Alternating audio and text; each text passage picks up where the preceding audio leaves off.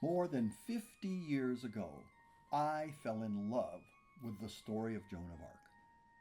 This remarkable woman, an illiterate teenager, a woman in a world completely dominated by men, did the unthinkable.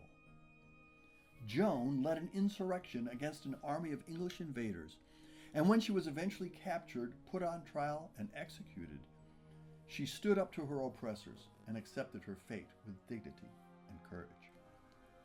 I am a composer, and I was inspired to write an opera about Joan.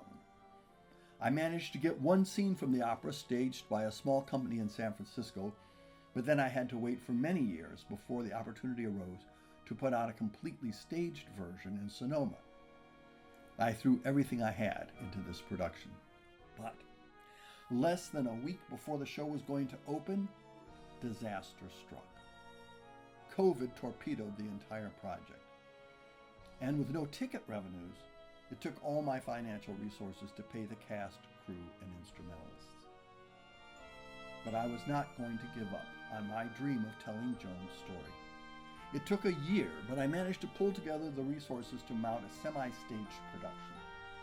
I could only afford to hold 3 rehearsals and put on 1 performance, but with my wonderful cast and instrumentalists, we did it. And in spite of some wrong notes and missed cues, the audience was enthusiastic about the work.